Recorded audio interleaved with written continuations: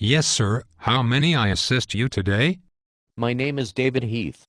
I work at Longare, and I have some complaints on the lack of solid force protection measures employed at the Longare base. What seems to be the problem, sir? First, there have been 2 incidents recently where, after returning from a runoff post, I walked directly into the exit gate for vehicles. I stood there for about 3 or 4 minutes, but none of the guards were even aware that I had entered the base.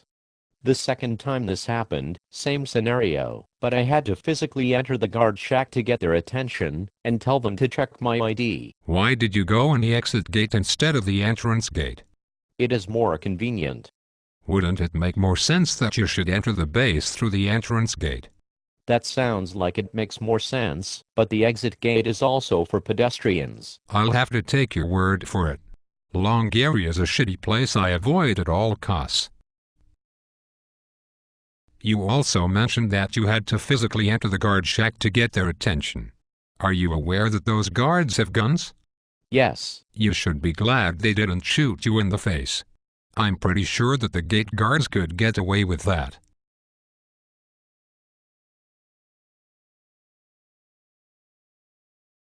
Another complaint is that at night, almost every time you pull up to the gate, you must honk your horn, because the guards are either not awake, watching the camera to identify that a car is awaiting entry, or paying attention. If you go up to the gate, you will normally see them sitting at a desk, away from the window, that provides them with a view of the outside, with headphones on watching a movie on their computer. I'm pretty sure their union rules allow them to do that. How would you even be able to see into the gate shack at night anyway? Or are you just making an assumption? An assumption. Clearly. Next issue, sir? The third issue is a security camera that is broken on the outside fence facing the street.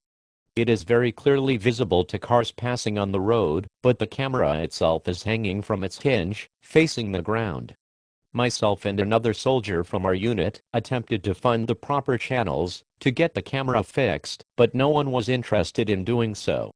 Even if it doesn't work and provide video feedback, the sheer appearance of it broken and facing into the ground could possibly encourage criminal acts against the post. Nobody in this building is a camera repairman, sir. But can't you tell whoever can fix it that the camera needs to be fixed? I could mention it, I suppose, but then I'd just sound like a whiny bitch. Did you just call me a whiny bitch? No. Is there anything else I can help you with, sir? My final comment is about the lack of usage of the standoff lane that is available to force protection. When entering the gate, the guards immediately check your ID and send you in. There is already an established lane with barriers and obstacles that lead to a point of no return guard shack. Why shouldn't they employ the barricades more effectively and use the further guard shack to check IDs? Another reason for this is, with the entry and exit gate right next to each other, and normally only 2 or 3 guards on shift, when the busy time of the day comes there is a mass of vehicles trying to enter and exit onto the busy highway, with both gates wide open and relatively no monitoring. These are around the times when I was able to just walk on post without being challenged. Did you just say the guards immediately check your ID? Because that isn't what you said a minute ago. Okay, well, sometimes they immediately check your ID. You're missing my point here. The gate shack would be more efficient if moved back. I'm sorry, what was it you said your job was over at Longare?